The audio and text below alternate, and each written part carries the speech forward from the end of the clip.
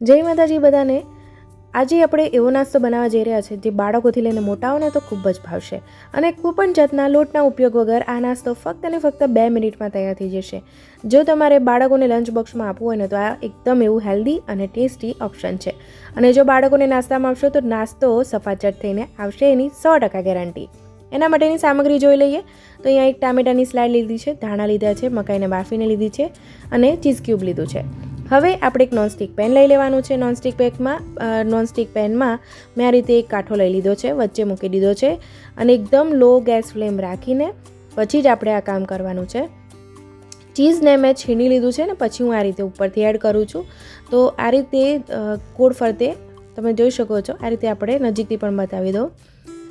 Add કરીને થોડુંક એવું જ લગભગ 10 થી 15 સેકન્ડ પછી આપણું ચીઝ આવી રીતે મેલ્ટ થવા લાગે ને એટલે તરત ઉપર આપણે જે બાફેલી મકાઈ લીધી છે એની અંદર ઉપરથી ભભરાઈ દેવાની છે, જેથી ચીઝ અને જે મકાઈ છે એ સરસ એવી એકબીજામાં ભળી જાય અને ચોંટી જાય, જેથી આપણે જે મકાઈ છે એમાં આપણે તમે ટાકોસ કહો કે સેન્ડવિચ કહો, આ નાસ્તાનું નામ તમે મને ચોક્કસ જણાવજો। ઉપરથી થોડો ચાટ મસાલો ભભરાવી દઈશું અને પીઝા જેવો ટેસ્ટ આપવા માટે એને બાળકોને પણ ભાવે ને એને એટલા માટે પીઝા સિઝનિંગ મસાલો લેવાનો છે। જો તમારા બાળકોને તીખું ભાવતું હોય ને તમે ચીલી ફ્લેક્સ પણ લઈ શકો છો। તો હવે આપણે ભભરાવી દઈશું અને થોડાક એવા કલર માટે ધાણા પણ ઉપર એડ કરી દેવાના છે। તમને જે પણ ભાવે ને એ તમે એની ઉપર એડ કરી શકો છો। હવે આપણે જે કાંઠો છે હટાવી લેવાનો છે અને પછી તમે જોઈ શકો છો કેવો સરસ રાઉન્ડ શેપ આવી ગયો છે। અને પછી ટામેટાની સ્લાઇડ મૂકવાની છે, તમે કાકડીની પણ મૂકી શકો છો અને બીટને બાફીને એની પણ તમે આ રીતે સ્લાઇડ બનાવીને મૂકી શકો છો। ઉપરથી થોડું ચીઝ અને ધાણા કરીશું અને તમે જોઈ શકો છો થોડું ઉખાડતું રહેવાનું છે અને નીચેથી આપણું ચીઝ પણ સરસ એવું ચડી ગયું છે અને કડક થઈ ગયું છે।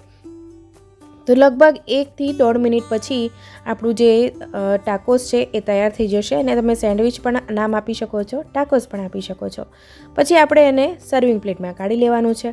થોડુંક એવું ઠંડુ થાય ને પછી તમે બાળકોને નાસ્તામાં આપી શકો છો અને આનાથી પેટ સરસ એવું ભરાઈ જશે કારણ કે આપણે ચીઝનો ઉપયોગ કર્યો છે।